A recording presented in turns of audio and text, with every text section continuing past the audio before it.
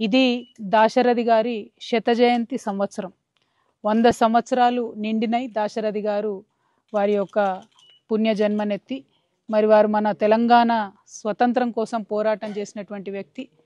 నిజాం రాష్ట్రంలో జరుగుతున్నటువంటి అకృత్యాలను ఎండగడుతూ అనేకమైనటువంటి పోరాట విధానాలను ఎంచుకొని పోరాటం చేసినటువంటి మహనీయుడు.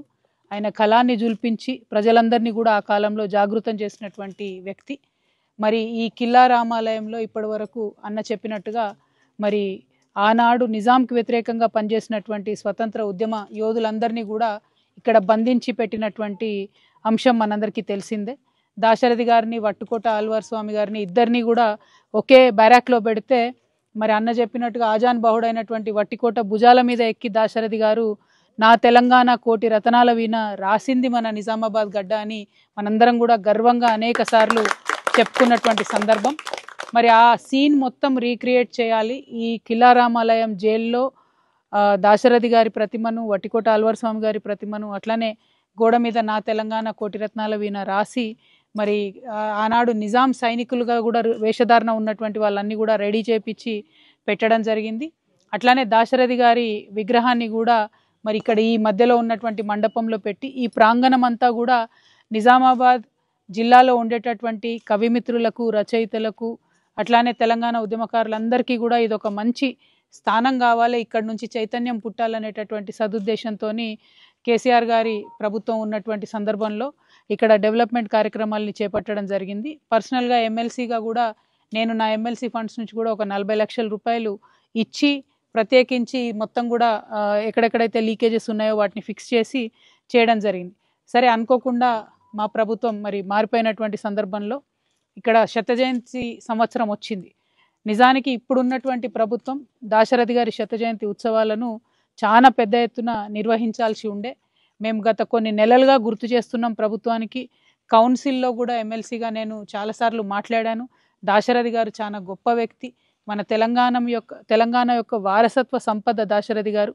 వారిని వదిలేయొద్దు. వారు చేసుకున్నటువంటి, వారు రాసినటువంటి అనేకమైనటువంటి రచనలను గుర్తు చేసుకోవాల్సినటువంటి సందర్భం, వారి పోరాట స్ఫూర్తి గుర్తు చేసుకోవాల్సినటువంటి సందర్భం అని పదే పదే ప్రభుత్వానికి చెప్పినా కూడా దున్నపోతు మీద వానబడ్డట్లు ఉన్నదే ఈ ప్రభుత్వానికి తప్పితే కనీసం తెలంగాణ సోయి అనేటటువంటిది లేదు అన్న విషయం మరొకసారి స్పష్టంగా రుజువైతున్నది.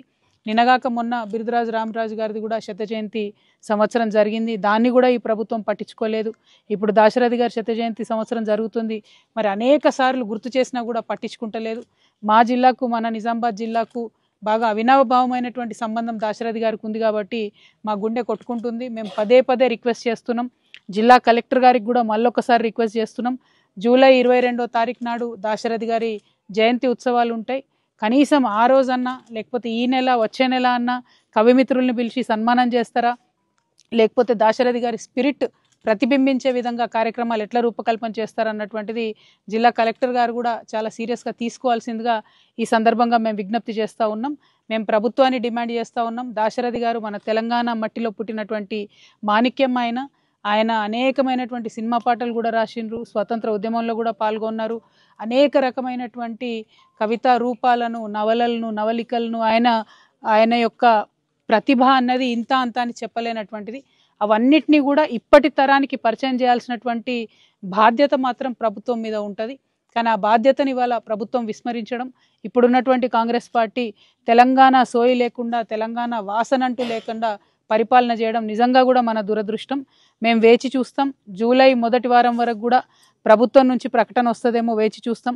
ఒకవేళ ప్రభుత్వం నుంచి ఎటువంటి కార్యక్రమాలు చేయకపోతే తెలంగాణ జాగృతి ఆధ్వర్యంలో జూలై 21, 22వ తారీఖు నాడు అత్యంత ఘనంగా ఇదే కిల్లా రామాలయంలో మా నిజామాబాద్ కవిమిత్రులే కాదు, తెలంగాణ వ్యాప్తంగా ఉన్నటువంటి రచయితలు, కవులు, ఉద్యమకారులు అందరినీ కూడా పిలుచుకొని పెద్ద ఎత్తున వేలాది మందితోని ఘనంగా దాశరథి గారి శత జయంతి ఉత్సవాలను నిర్వహించేటటువంటి బాధ్యత తెలంగాణ జాగృతి తీసుకుంటుంది.